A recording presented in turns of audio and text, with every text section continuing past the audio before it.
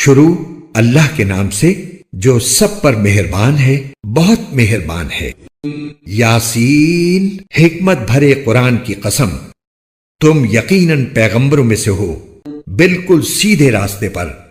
یہ قرآن اس ذات کی طرف سے اتارا جا رہا ہے جس کا اقتدار بھی کامل ہے، جس کی رحمت بھی کامل، تاکہ تم ان لوگوں کو خبردار کرو جن کے باپ دادوں کو پہلے خبردار نہیں کیا گیا تھا، اس لیے وہ غفلت میں پڑے ہوئے ہیں۔ حقیقت یہ ہے کہ ان میں سے اکثر لوگوں کے بارے میں بات پوری ہو چکی ہے، اس لیے وہ ایمان نہیں لاتے۔ ہم نے ان کے گلوں میں طوق ڈال رکھے ہیں جو ٹھوڑیوں تک پہنچے ہوئے ہیں، اور اس وجہ سے ان کے سر اوپر کو اٹھے رہ گئے ہیں، اور ہم نے ایک آڑ ان کے آگے کھڑی کر دی ہے اور ایک آڑ ان کے پیچھے کھڑی کر دی ہے، اور اس طرح انہیں ہر طرف سے ڈھانک لیا ہے، جس کے نتیجے میں انہیں کچھ سجائی نہیں دیتا۔ اور ان کے لیے دونوں باتیں برابر ہیں، چاہے تم انہیں خبردار کرو یا خبردار نہ کرو، وہ ایمان نہیں لائیں گے۔ تم تو صرف ایسے شخص کو خبردار کر سکتے ہو جو نصیحت پر چلے اور خدائے رحمان کو دیکھے بغیر اس سے ڈرے۔ چنانچہ ایسے شخص کو تم مغفرت اور باعزت اجر کی خوشخبری سنا دو۔ یقیناً ہم ہی مردوں کو زندہ کریں گے، اور جو کچھ عمل انہوں نے آگے بھیجے ہیں ہم ان کو بھی لکھتے جاتے ہیں، اور ان کے کاموں کے جو اثرات ہیں ان کو بھی۔ اور ہم نے ایک واضح کتاب میں ہر چیز کا پورا احاطہ کر رکھا ہے۔ اور اے پیغمبر، تم ان کے سامنے ایک بستی والوں کی مثال پیش کرو جب ان کے پاس رسول آئے تھے۔ جب ہم نے ان کے پاس شروع میں 2 رسول بھیجے تو انہوں نے دونوں کو جھٹلا دیا، پھر ہم نے ایک تیسرے کے ذریعے ان کی تائید کی، اور ان سب نے کہا کہ یقین جانو ہمیں تمہارے پاس رسول بنا کر بھیجا گیا ہے۔ انہوں نے کہا تمہاری حقیقت اس کے سوا کچھ بھی نہیں کہ تم ہم جیسے ہی آدمی ہو، اور خدائے رحمان نے کوئی چیز نازل نہیں کی ہے، اور تم سراسر جھوٹ بول رہے ہو۔ ان رسولوں نے کہا ہمارا پروردگار خوب جانتا ہے کہ ہمیں واقعی تمہارے پاس رسول بنا کر بھیجا گیا ہے، اور ہماری ذمہ داری اس سے زیادہ نہیں ہے کہ صاف صاف پیغام پہنچا دیں۔ بستی والوں نے کہا ہم نے تو تمہارے اندر نحوست محسوس کی ہے، یقین جانو اگر تم باز نہ آئے تو ہم تم پر پتھر برسائیں گے، اور ہمارے ہاتھوں تمہیں بڑی دردناک سزا ملے گی۔ رسولوں نے کہا تمہاری نحوست خود تمہارے ساتھ لگی ہوئی ہے، کیا یہ باتیں اس لیے کر رہے ہو کہ تمہیں نصیحت کی بات پہنچائی گئی ہے؟ اصل بات یہ ہے کہ تم خود حد سے گزرے ہوئے لوگ ہو۔ اور شہر کے پرلے علاقے سے ایک شخص دوڑتا ہوا آیا، اس نے کہا اے میری قوم کے لوگوں، ان رسولوں کا کہنا مان لو، ان لوگوں کا کہنا مان لو جو تم سے کوئی اجرت نہیں مانگ رہے اور وہ صحیح راستے پر ہیں۔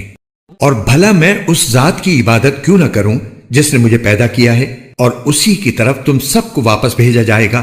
بھلا کیا اسے چھوڑ کر میں ایسوں کو معبود مانوں کہ اگر خدائے رحمان مجھے کوئی نقصان پہنچانے کا ارادہ کر لے تو ان کی سفارش میرے کسی کام نہ آئے، اور نہ وہ مجھے چھڑا سکیں۔ اگر میں ایسا کروں گا تو یقیناً میں کھلی گمراہی میں مبتلا ہو جاؤں گا۔ میں تو تمہارے پروردگار پر ایمان لا چکا، اب تم بھی میری بات سن لو۔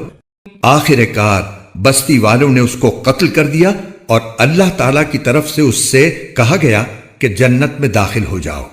اس نے جنت کی نعمتیں دیکھ کر کہا کاش میری قوم کو معلوم ہو جائے کہ اللہ نے کس طرح میری بخشش کی ہے اور مجھے باعزت لوگوں میں شامل کیا ہے۔ اور اس شخص کے بعد ہم نے اس کی قوم پر آسمان سے کوئی لشکر نہیں اتارا، اور نہ ہمیں اتارنے کی ضرورت تھی، وہ تو بس ایک ہی چنگھاڑ تھی جس سے وہ ایک دم بجھ کر رہ گئے۔ افسوس ہے ایسے بندوں کے حال پر، ان کے پاس کوئی رسول ایسا نہیں آیا جس کا وہ مذاق نہ اڑاتے رہے ہوں۔ کیا انہوں نے نہیں دیکھا کہ ان سے پہلے ہم کتنی قوموں کو اس طرح ہلاک کر چکے ہیں کہ وہ ان کے پاس لوٹ کر نہیں آتے؟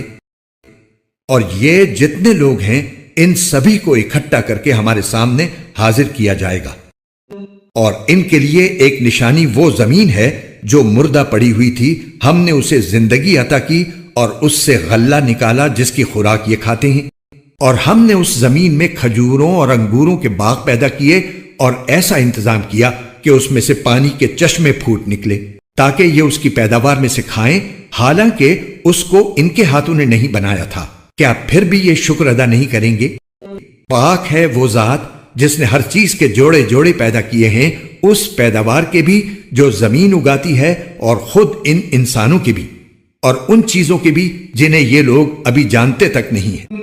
اور ان کے لیے ایک اور نشانی رات ہے، ہم اس پر سے دن کا چھلکا اتار لیتے ہیں تو وہ یکا یک اندھیرے میں رہ جاتے ہیں، اور سورج اپنے ٹھکانے کی طرف چلا جا رہا ہے۔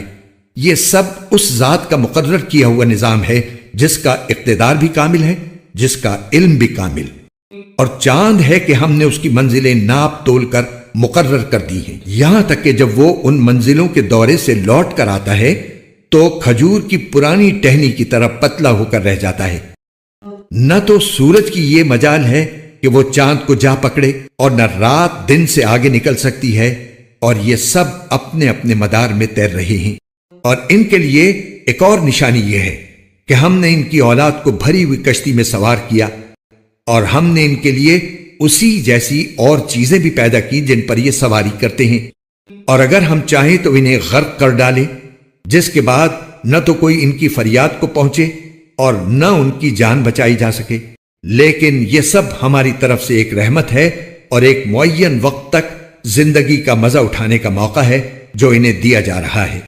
اور جب ان سے کہا جاتا ہے کہ بچو اس عذاب سے جو تمہارے سامنے ہے اور جو تمہارے مرنے کے بعد آئے گا تاکہ تم پر رحم کیا جائے، تو وہ ذرا کان نہیں دھرتے، اور ان کے پروردگار کی نشانیوں میں سے کوئی نشانی ایسی نہیں آتی جس سے وہ منہ نہ موڑ لیتے ہوں۔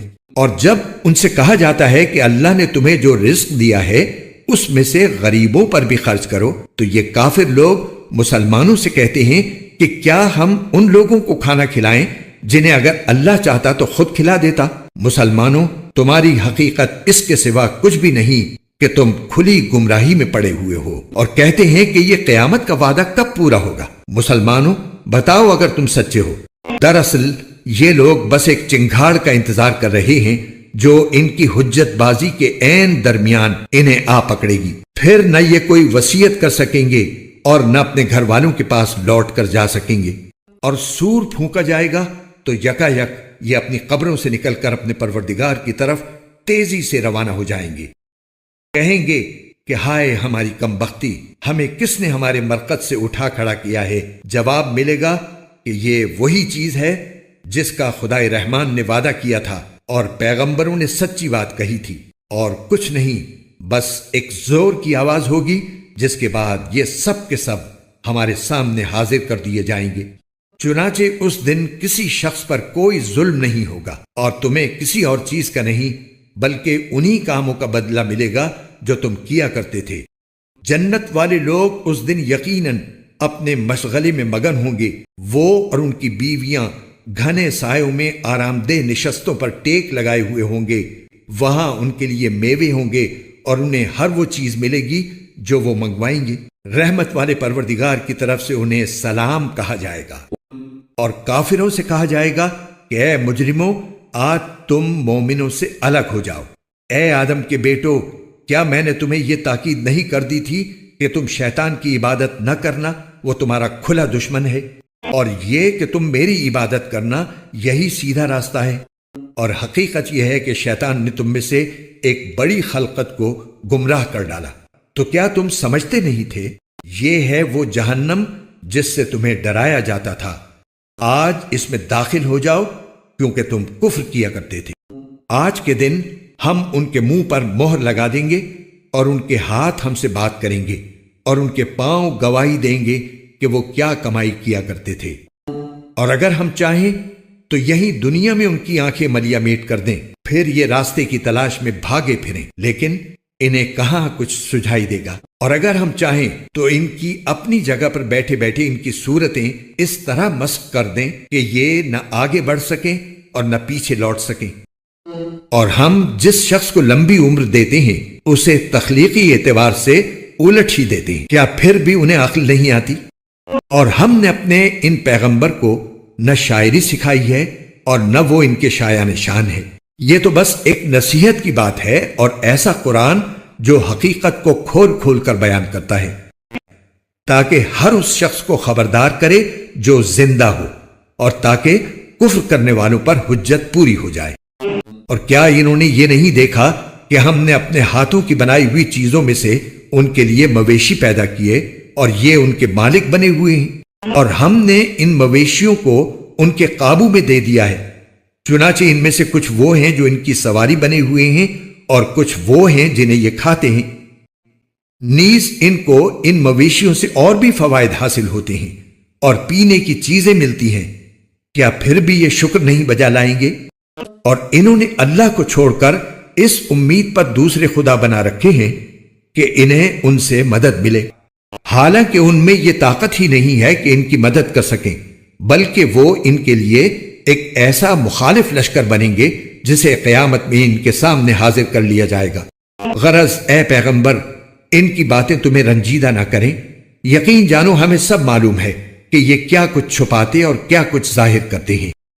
اور کیا انسان نے یہ نہیں دیکھا کہ ہم نے اسے نطفے سے پیدا کیا تھا، پھر اچانک وہ کھلم کھلا جھگڑا کرنے والا بن گیا؟ ہمارے بارے میں تو وہ باتیں بناتا ہے اور خود اپنی پیدائش کو بھلا بیٹھا ہے۔ کہتا ہے کہ ان ہڈیوں کو کون زندگی دے گا جبکہ وہ گل چکی ہوں گی؟ کہہ دو کہ ان کو وہی زندگی دے گا جس نے انہیں پہلی بار پیدا کیا تھا، اور وہ پیدا کرنے کا ہر کام جانتا ہے۔ وہی ہے جس نے تمہارے لیے سرسبز درخت سے آگ پیدا کر دی ہے، پھر تم ذرا سی دیر میں اس سے سلگانے کا کام لے لیتے ہو۔ بھلا جس ذات نے آسمانوں اور زمین کو پیدا کیا ہے، کیا وہ اس بات پر قادر نہیں ہے کہ ان جیسوں کو دوبارہ پیدا کر سکے؟ کیوں نہیں، جبکہ وہ سب کچھ پیدا کرنے کی پوری مہارت رکھتا ہے۔ اس کا معاملہ تو یہ ہے کہ جب وہ کسی چیز کا ارادہ کر لے تو صرف اتنا کہتا ہے کہ ہو جا، بس وہ ہو جاتی ہے۔ غرض پاک ہے وہ ذات جس کے ہاتھ میں ہر چیز کی حکومت ہے، اور اسی کی طرف تم سب کو آخر کار لے جایا جائے گا۔